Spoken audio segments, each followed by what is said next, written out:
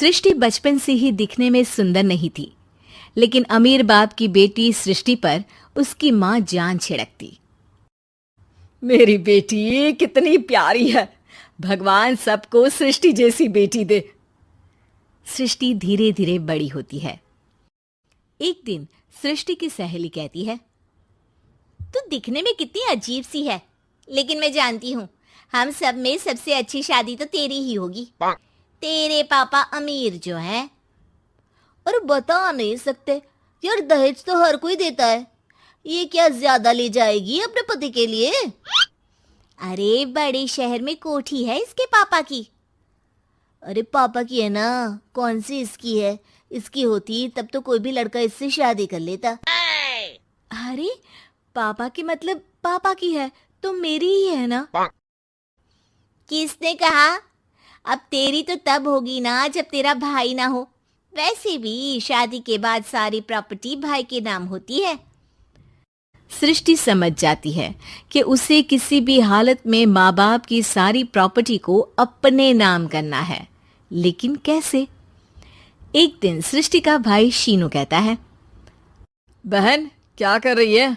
तुझसे एक बात करनी है। अरे हाँ करना, मैं तो तेरी बहन हूँ। बहन मेरी लाइफ में ना एक लड़की है, बहुत अच्छी है।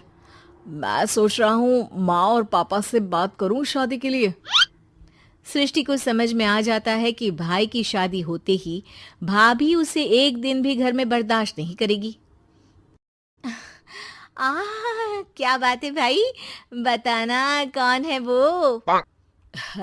यार वो बहुत अच्छी लड़की है, पढ़ी लिखी है, मेरे साथ जॉब भी करती है। बस एक प्रॉब्लम है। प्रॉब्लम? क्या प्रॉब्लम है भाई? यार वो शादीशुदा है, लेकिन उसके पति ने उसे सिर्फ इसलिए छोड़ दिया क्योंकि उसके माँ बाप दहेज नहीं दे पाए। सृष्टि ये सुनकर न जाने क्यों खुश हो जाती है। अरे भाई तो क्या हुआ, लड़की तुझे तो पसंद है ना? शीनू को लगता है कि बहन उसे समझ रही है। वो इस बात से अनजान होता है कि उसकी बहन की मंशा पूरा घर हड़पने की है। सृष्टि अपनी माँ से कहती है, मम्मी मुझे तो बहुत चिंता है। पता है शीनू क्या कर रहा है? अरे क्या कर रहा है? वो तो काम पर जाता है और वापस घर आता है। नहीं ना माँ, वो यही तो नहीं कर रहा, बाकी सब कर रहा है। आपको पता है उससे प्यार है, और वो भी एक शादीशुदा लड़की से। ये क्या हो गया? मैं सोसाइटी में क्या मुंह दिखाऊंगी? अरे तेरे पापा तो यही कहेंगे कि मैंने ही उसे बिगाड़ दिया है। माँ देखो, मेरी बात मानो, पापा पर भी विश्वास करने की जरूरत नहीं है। अब आप ही बताओ, पापा इतनी देर घर के बाहर रहते हैं क्यों? बोलो। अरे बेटा वो तो नौकरी करते हैं ना। तू बहुत भोली है माँ। पापा का ऑफिस तो 7 बजे खत्म हो जाता है, लेकिन देखो कितनी देर से आते हैं। अरे नहीं बेटा, ऐसी कोई बात नहीं है। सृष्टि माँ को एक औरत से बात करते पिता की फोटो दिखाती है। देखो माँ कैसे हैं पापा। मैं ना कहती थी कि पापा सही नहीं है। मैं तेरे पापा से बात करूंगी, दे फोटो मुझे। ओ माँ, वो तो डिलीट हो गई। लेकिन चल, तूने तो देख लिया ना। पापा से बाद में बात कर लेना, और हाँ मेरा नाम बिल्कुल मत लेना। हाँ माँ। अब क्या था, सृष्टि के माँ और पिता के बीच झगड़ा होना शुरू हो जाता है। सृष्टि के मन में क्या चल रहा था कोई नहीं जानता था। एक दिन, माँ सृष्टि के लिए एक लड़का देखा है, वो लोग शाम को उसे देखने आने वाले हैं। और हाँ माँ, एक खुशखबरी, मैं और पापा मिलकर एक नया बिजनेस ट्राई कर रहे हैं। शाम को लड़का आता है, सांवले रंग का। सृष्टि को तो बिल्कुल भी पसंद नहीं आता।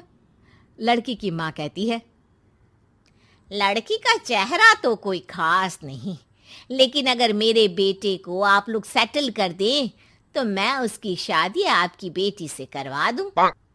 सृष्टि को लड़का बिल्कुल पसंद नहीं था। उसे भाई पर गुस्सा आ जाता है। लड़के वालों के जाने के बाद कहती है, माँ देखा शीनू मेरे लिए कैसा लड़का लेकर आया, न दिखाने लायक न सुनने लायक, सेटल भी नहीं, वो भी हम करें। अरे माँ, मैं जानती हूँ ये मेरी शादी किसी भी घर में क्यों करवाना चाहता है। अरे कैसी बात कर रही है बहन, तूने तो देखा ना, लड़के को मैंने ही मना कर दिया तुझसे शादी के लिए। जिसने लड़का बताया था उसने उसकी बहुत तारीफ की थी। बात आई गई हो जाती है, लेकिन सृष्टि का मन शांत नहीं होता। क्या करूँ, कुछ समझ में नहीं आ रहा। मेरी शादी हो गई तो ये लोग पूरी प्रॉपर्टी शीनू के नाम कर देंगे, मेरे हाथ तो कुछ लगेगा ही नहीं। तभी सृष्टि को आइडिया आता है। वो किसी वकील को फोन करती है। जी देखिए, अगर आपके मम्मी पापा का तलाक हो जाता है तो आपके पिता की आधी प्रॉपर्टी आपकी माँ के नाम हो जाएगी, फिर उसे वो किसी को भी दे सकती है। सृष्टि अब माँ को बेटे के खिलाफ भरती है। माँ, शीनू पर नजर रखा करो, वो जिस लड़की के प्यार में है ना वो शादीशुदा है। यहाँ आएगी, सारा पैसा, रुपया, जमीन, जायदाद सब हड़प लेगी। पापा का भी हाल तुमसे छुपा नहीं है। ऐसा ना हो कि मैं और आप एक दिन सड़क पर भीख मांगे। हे भगवान, मैं तो जीते जी मर जाऊंगी अगर ऐसा हो गया तो। ऐसा हो गया नहीं माँ, ऐसा ही होगा। अभी समय है, आगे का सोच लो। मैं तो कहती हूँ पापा से आधी प्रॉपर्टी लेकर अलग हो जाओ। पापा की आधी प्रॉपर्टी भी हम लोगों को अगर मिल जाती है ना तो अगले 7 जन्म सफल समझो। बेचारी माँ बेटी के कहने पर पति से तलाक लेकर अलग हो जाती है। सृष्टि अब पैसों से गाड़ी और अपने दूसरे महंगे शौक पूरे करने लगी। उसके दोस्त भी उसके पैसे इस्तेमाल करते। सृष्टि, कल तुम कहाँ थी? मैं सारा दिन घर पर अकेली थी।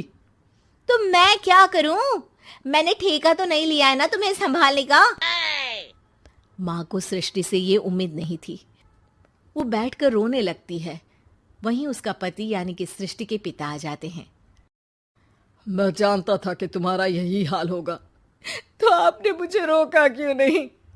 मैं रोकता तो तुम रुकती क्या? सृष्टि के कहने पर तुमने मुझ पर, अपने बेटे पर शक किया, लेकिन तुम ये भूल गई कि कैसे हम दोनों ने मिलकर जीवन में इतना सब खड़ा किया। माँ पति के गले लग जाती है। मुझे माफ कर दीजिए, मैंने आपकी कमाई का एक बड़ा हिस्सा गवा दिया। कोई बात नहीं, तुम साथ हो तो मैं ऐसी 7 प्रॉपर्टी खड़ी कर दूंगा। तभी वहां सृष्टि आ जाती है रोते हुए। माँ, मयंक ने मुझे छोड़ दिया। वो बोल रहा था जब तक मेरे पास पैसे थे तब तक ही वो मेरे साथ था। पापा, माँ, मुझे माफ कर दीजिए।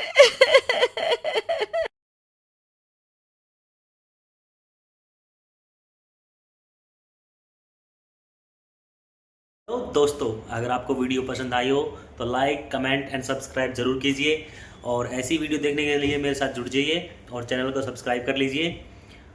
और चलो मिलते हैं फिर नेक्स्ट वीडियो में। रेगुलर आपको कार्टून्स वीडियो मिलती रहेंगी इसी चैनल पे। तो चलो bye bye, tata, see you soon. मिलते हैं नेक्स्ट वीडियो में। बाय।